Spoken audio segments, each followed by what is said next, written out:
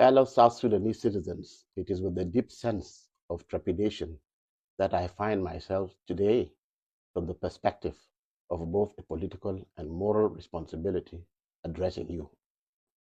We have all been watching with a sense of horror and apprehension how our beloved South Sudan continues to inexorably descend into the pit of despair and oblivion.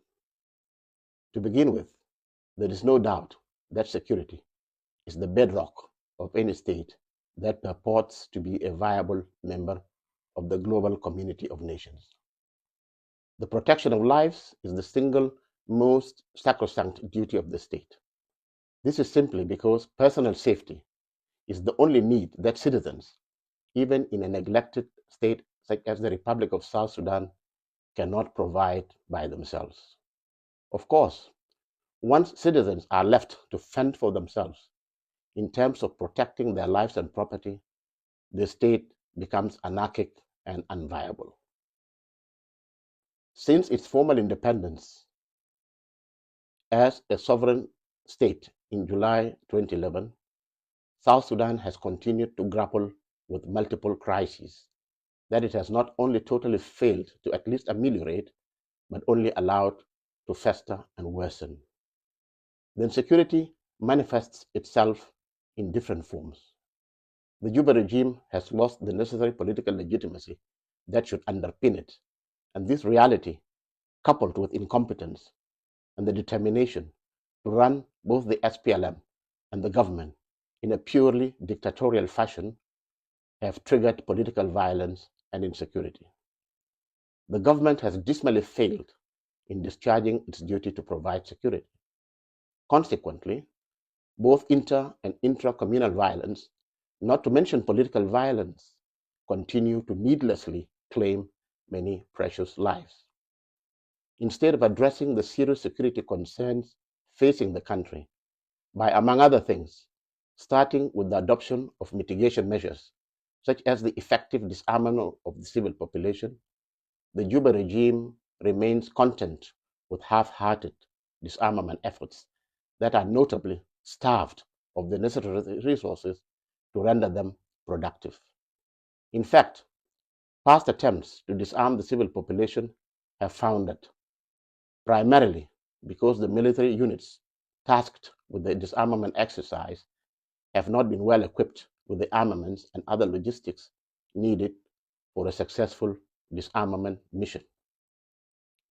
It is sad to note that many SSPDF soldiers have lost their lives in such ill-conceived disarmament campaigns because more often than not, they find themselves outnumbered and outgunned by the very armed civilians they've been sent to disarm. Current practice is that once the regime finishes with helping itself to whatever public resources it gets its hands on, it will usually employ whatever is left over, not for the protection of the people and territory of South Sudan, but rather for ensuring its own survival. The disregard for preservation of human life by the regime is so callous that the president himself has been on record on several occasions in the past saying that he was so sick and tired of the internecine killings among the population that he would not mind allowing people to butcher themselves, intervening only if and when the defeated party fled to him for protection. This means that even on an issue so critical as security, the regime's policy is reactive rather than proactive. Fellow citizens, during the protracted and bitter civil war that we waged for over 2 decades, we always harbored the hopes that one day the bountiful natural resources we have been endowed with, and especially our oil wealth, would be applied to fueling an agro-industrial surge to deliver socioeconomic prosperity. Unfortunately, none of that has come to pass. On the contrary, the tiny political elite that surrounds the president have diverted the proceeds of oil sales to their private personal accounts. This is being done through the allocation of highly inflated infrastructure development contracts especially road construction contracts, in exchange for crude oil cargoes. This results in huge financial resources being siphoned off and the economy deprived of the critical funds required to provide basic social services such as health and education. This has meant that we can neither develop human capital nor utilize the country's vast agricultural potential to diversify the economy away from excessive reliance on oil. And because South Sudan is not providing basic services, the task of treating our sick and educating our children has fallen to the benevolence of the international humanitarian community. This fact, coupled with the state's failure to diversify the economy of a potentially wealthy state, has plunged us into chronic self-inflicted poverty and misery. The economic situation is further compounded by the inability of government to consistently pay public sector wages. Without the infusion of cash into the economy, through, among others, salary payments, there is feeble demand. And without demand, the economy falters and widespread poverty becomes inescapable. And because our plight is our own making, we have not attracted much in the way of international sympathy. Instead, the international community is gradually starting to turn its back on South Sudan. They are dismayed by the fact that South Sudan continues to avoid funding legitimate obligations that are perfectly within its financial capability, preferring instead to shift that burden onto the shoulders of the international community. Our resources may still be modest, but to think that we can just steal and squander them, hoping that others would step in to compensate for the losses and foot the entire bill for running the state, is scandalous, to say the least.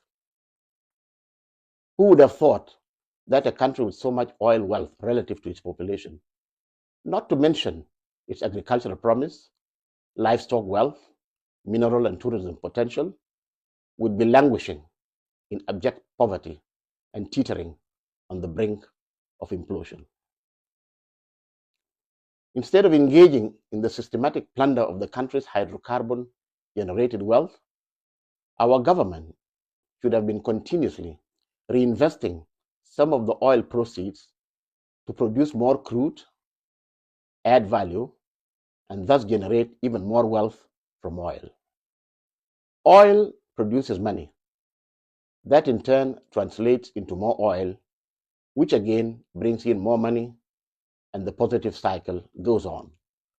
This is not rocket science, and it is precisely the formula that other oil-producing countries have employed to create sovereign wealth funds that in times of need they use as a buffer against economic shocks, thereby minimizing disruption of their economic development programs.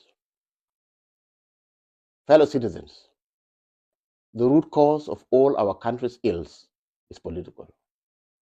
Failure to appropriately manage political governance is where all our problems stem from.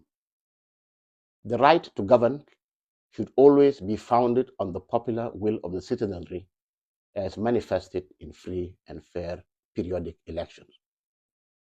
On account of the fact that no elections have been conducted since South Sudan became a sovereign independent state in July 2011, the current regime has no claim to legitimacy. The legitimacy imparted to the regime by the 2010 pre-independence elections lapsed a long time ago, and the planned 2015 polls that could have given it a fresh mandate never materialized. Even the semblance of legitimacy that could be argued was bestowed upon the regime by the 2018 revitalized agreement on the resolution of the conflict in South Sudan, the RRCs, is now gone after the agreement's demise and Juba's subsequent about turn on the Tumaini initiative. The current regime is therefore illegitimate, and hence there is full justification for its removal should it persist with blocking the transition to a new political dispensation from running its course. All attempts to have free and fair elections that would confer legitimacy on its winners have been frustrated by the repeated extensions of the transitional period ushered in by the RRCs. Neither of the agreement's principal signatories, namely the SPLM-IG and the SPLM-IO, appears particularly keen on steering it to its logical conclusion, which is to conduct free and fair elections leading to a new political order. Meanwhile, the leadership of the SPLM-IG is determined to avoid implementing the RRCs in full because it dreads the prospect of losing power if elections were to be held. The SPLM-IO, for its part, and for reasons only best known to them, have unwittingly played into the hands of the SPLM-IG by insisting on the implementation of the security arrangements in a fashion that defeats the very purpose of forming a single unified national army, a key pillar of the agreement. The forces that the SPLM-IO has made available for integration into the national unified force envisaged by the RRCs have a disproportionately large number of high-ranking officers compared to the overall size of the force itself. This directly violates the universal principle and practice that the number of commissioned officers that command troops in any military formation should correspond to the size of the military formation itself. So, meanwhile, the SPLM-IG has no intention whatsoever of implementing the RRCs, despite the frequent utterances of reassurance to the contrary by its spokespersons. The SPLM-IO itself has effectively blocked the implementation of the security arrangements component of the RRCs, thereby also contributing to undermining its implementation. The implementation of the provisions of the RRCs is the pathway to elections. And so non-implementation simply means a rejection, either deliberately or unintentionally, of the elections. It is now abundantly clear that the sole reason the Juba regime continues to repeatedly extend the transitional period is to avoid elections at any cost. All other reasons being given for the delays in steering the transition period and bringing it to a close amount to nothing more than mere pretext to avoid its culmination point, namely the elections. However, the imperative of holding free and fair elections in South Sudan sooner rather than later is an existential matter. For the state to ultimately survive, it cannot avoid a peaceful transfer of power through fair and free democratic elections. There are only two avenues to political power: the peaceful route through the will of the electorate, as expressed through free, fair, and credible polls, or the violent route via attempts to remove and replace the government by force. And the latter path can only be a last resort in the event that the government itself seeks to retain power through brute force. The regime should know by now that recourse to violence in the pursuit of power can only be averted by fully opening up civil and political space that affords all citizens the right to freely express their views, politically organize within the boundaries of what the Constitution and the law permit, and exercise their fundamental political right to vie without undue obstacles for any leadership positions in the land that they seek. Fellow citizens, the failure of political governance that I've already alluded to is the consequence of the lack of a guiding vision. This does not in any way imply that the SPLM as the ruling party has no vision. Far from it. The movement has always, and from its inception, had a vision. With the demise of the SPLM's founding leader, Dr. John Garang de Mabur, that vision was simply discarded.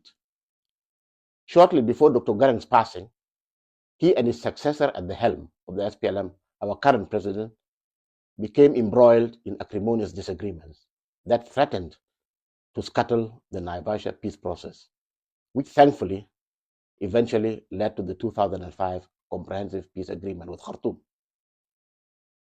The tragedy is that our president did not distinguish between his predecessor as an individual that he intensely came to dislike over the years and the vision that belongs to all of us, himself included.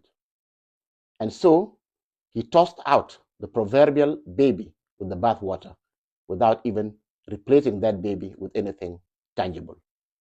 As a result, our movement, the SPLM, and by extension, the South Sudanese state that the SPLM runs, at least theoretically, continues to drift rudderless without any direction. One of the clearest attestations to the emergence of a leadership vacuum following the death of Dr. John Garang the Mabior comes in the form of South Sudan's failure to craft appropriate policies to govern the oil sector, which is the lifeblood of its economy.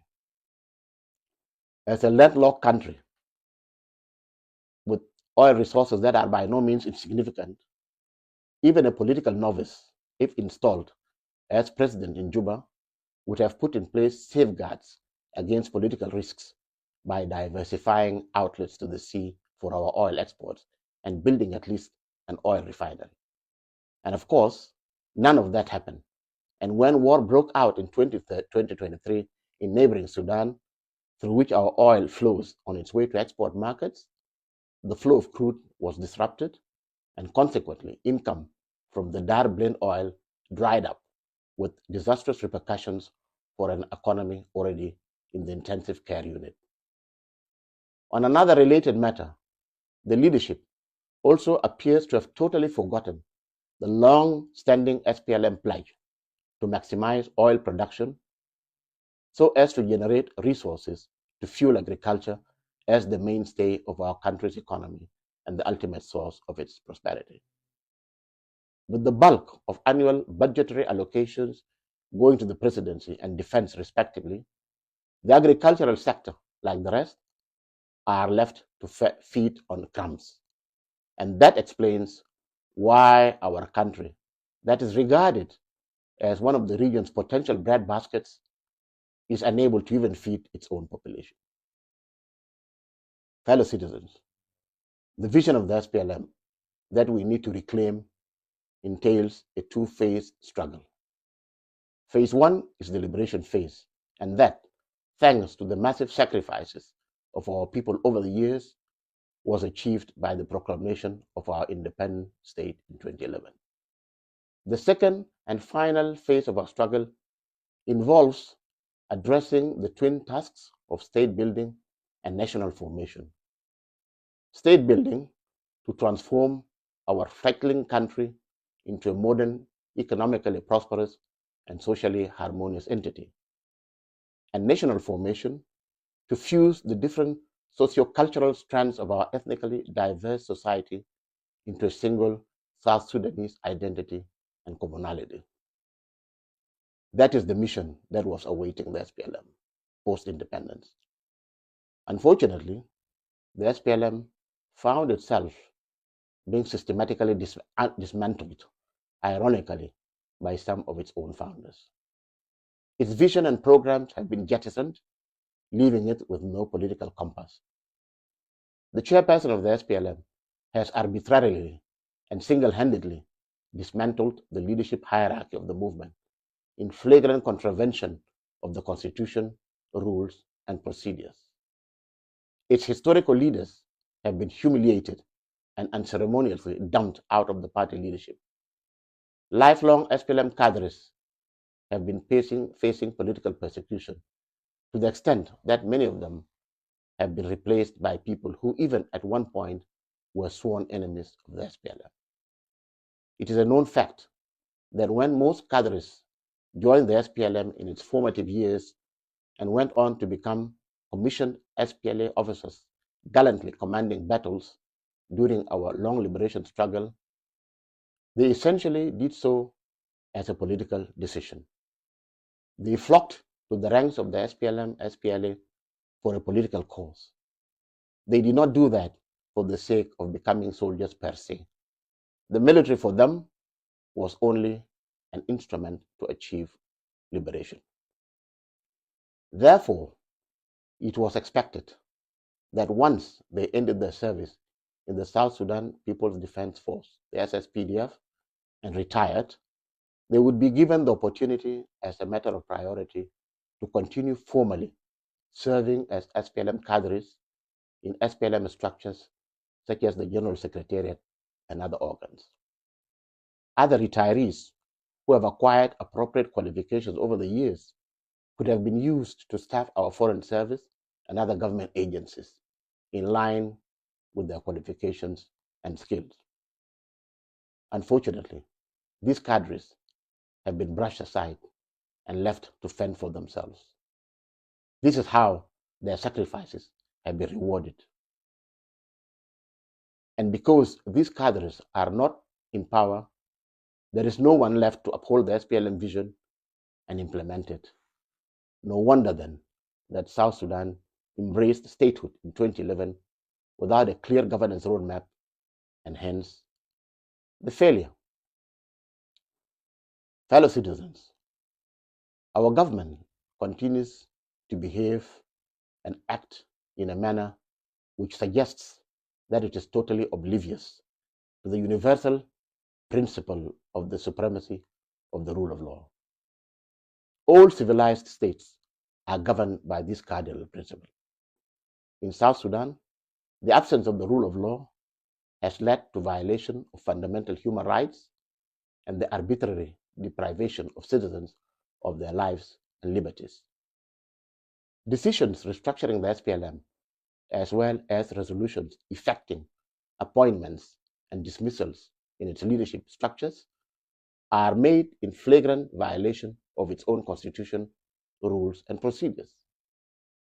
At the level of the government, the president just takes decisions on a whim, ignoring altogether the provisions of the RCs and the Constitution, which expressly render such decisions illegal. This situation is simply untenable, and it only exacerbates the government's crisis of legitimacy. Since, as stated earlier, the regime's mandate technically lapsed in 2015, the promise of elections embedded in the 2018 RRCs is what imparts it with the veneer of legitimacy. However, since the RRCs has now been practically ripped apart and the Tumaini process abandoned, the only course of action is to go back to the drawing board and use the spirit of the RRCs and Tumaini to craft new arrangements to save the country. All the provisions of the RRCs are undoubtedly essential and in an ideal world ought to be implemented in full. However, and strictly for the purpose of jump-starting the stalled transition process, only three elements are indispensable at this stage. These elements of the RRCs should form the centerpiece of a new strategy for the attainment of durable peace and the institution of a democratic, people-centered governance paradigm. Therefore, the Juba regime should be made to expeditiously implement them. These are: 1, the immediate opening up of civic and political space to permit free speech, freedom of association and assembly, in keeping with the tenets of a democratic multi-party system. For as long as people do not engage in incitement to violence, they should not be detained, intimidated, or harassed for simply expressing legitimate views that criticize the government's performance or just happen to be at variance with the position of the government. 2, expediting the process of writing a permanent constitution that encapsulates the sovereign will and consensus of the people on how best they would want their country and society to be run.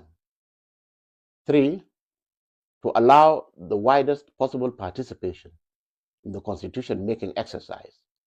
Some of its critical phases should be conducted abroad to ensure that participants can freely express their views without fear of persecution.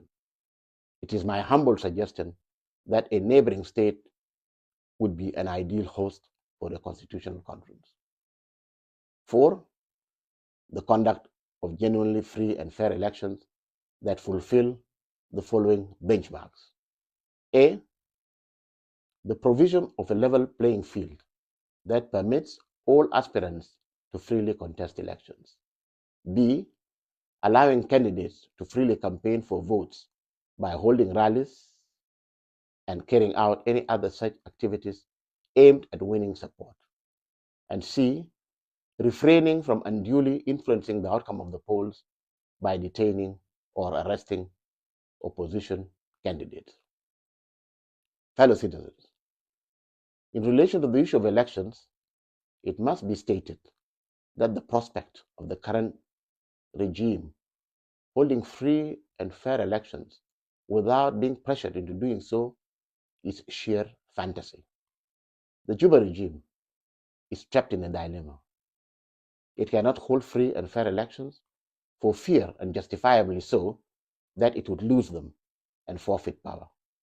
On the other hand, it could of course organize and win rigged elections, but then the power so acquired would lack legitimacy.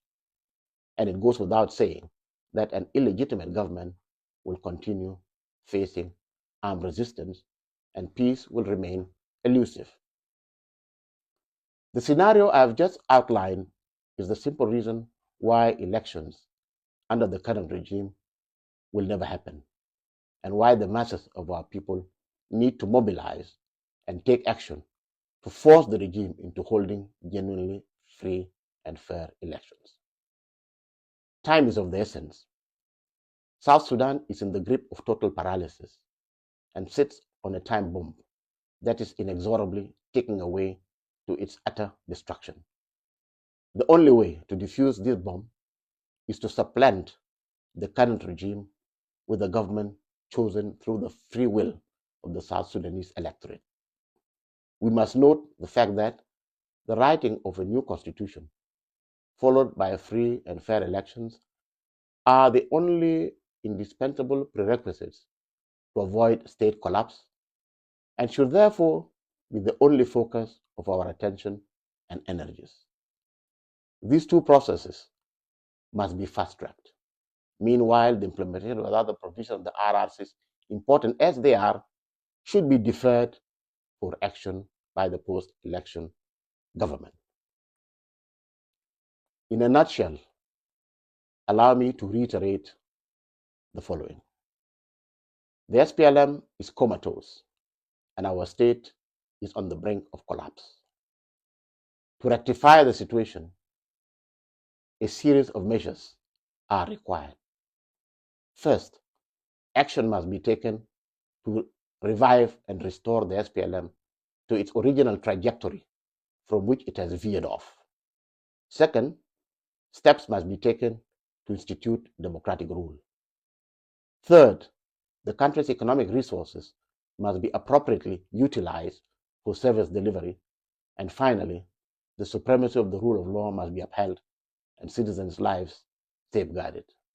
Dear fellow citizens, in order to promote the attainment of these overarching goals, as well as exert pressure on the regime to deliver on the specific and immediate objectives of opening up civil and political space, initiating the promulgation of a permanent constitution, and the holding of free and fair elections, I have hereby resolved to temporarily freeze my membership of the SPLM till it is once again fit for purpose, and to declare the launch of the South Sudan Salvation Movement, the SSSM, as a temporary vehicle for waging the struggle to wrest control of the SPLM out of the hands of those who have hijacked and held it captive for so long. The SSSM is an organization that shall operate under the umbrella of the United People's Alliance, of which it shall be a constituent member, as it acts in concert with other opposition, political, and armed groups for the realization of the aforementioned aims and objectives. The SSSM is not an end in itself. It is not intended to replace the SPLM. It is being conceived simply as a device to steer fundamental reforms within the SPLM and bring about its total renaissance. It will merely be a catalyst for correcting the course of a movement that has gone astray. And I therefore call upon all SPLM members who wish to save their movement to immediately join the SSSM and by extension, the United People's Alliance, the UPA. Fellow citizens, I urge full mobilization so as to start waging our multi-pronged campaign of the second liberation in much the same way the masses of our people did between 1983 and 2011 to consummate the first liberation struggle and achieve independence. I urge all the masses of our people in the urban centers and the rural areas to rise up and reclaim their power that the regime has usurped. I encourage all SPLM rank and file, patriotic elements of the SSPDF and the National Security Service, the NSS, other organized forces, and all other patriotic and peace-loving citizens to rise up in mass action to reclaim our country by creating the conditions necessary to compel the Juba regime to write a new constitution and conduct free and fair multi-party elections before the end of 2026. We must act now, and I call for an uprising of the masses of our people so that we can accelerate the process of reorienting our country in the direction of the state we have long aspired to, a multinational state of peace, justice, and prosperity for all. And in order to achieve concerted mass popular action, I exhort patriotic elements within the SSPDF and other organized forces not to quell any popular protest action in order to do so, but instead to act to protect it. Our communities must stop shedding each other's blood in senseless clashes. They should instead come together and redirect their campaign against the regime and the opportunistic politicians that have used and failed them. It is the dysfunctional nature of our state that pits our communities against one another, because we have all now been obliged, in the absence of a state capable of protecting lives and property and dispensing justice, to take the protection of our lives and possessions into our own hands. Fellow citizens, as I make this statement, I am certain some of you will be quick to accuse me of hypocrisy and disingenuousness, and I can understand that. After all, I've been part of the Juba political setup since its inauguration in October 2005, soon after the conclusion of the Comprehensive Peace Agreement, the CPA. So some may find it baffling to hear me making such a stinging critique of the regime. Those who do not know me may be justified if they characterize my remarks as dishonest and self-seeking. However, anyone who is familiar with my service in the SPLM, starting from the early days of the liberation struggle in the bush and up to date, understands that I have always been consistent in my convictions. When it became clear to me as early as mid-2006 that our movement had started deviating from its course, I resigned my post as Minister of Regional Cooperation in the then government of Southern Sudan and left the country. And ever since my return to government in the late 2008 and up to the present, I've been clinging to the hope that our chairman and president would return to the fold of the SPLM, re-embrace his comrades, and work hand in hand with them to run the country in accordance with the vision, principles, and programs of the movement. It is now crystal clear that the dream of saving the SPLM under the incumbent leadership will never be fulfilled. And it is time for us, the cadres of the SPLM that still believe in it, to stand up and be counted. Even as some of you may disapprove of my decision, I know that the majority among you have likely been disappointed by the fact that a senior SPLM leader, such as myself, has remained mute all along. Meanwhile, the situation of South Sudan continues to deteriorate steadily. I know that as a member of the ruling elite, I cannot altogether escape blame for the mess in which we find ourselves today. But I now give you my solemn pledge that not only will I speak out, but perhaps more importantly, I will also act to contribute to bringing about the desired change. Fellow citizens, I finally wish to conclude with a message to our neighbors in the region. We deeply value the support and solidarity we have enjoyed from some of you over the years in the course of our bitter and long struggle. We further commend you for your continued contribution to the development of South Sudan, whether from the perspective of promoting mutually beneficial bilateral relationships or in the context of collective regional integration efforts.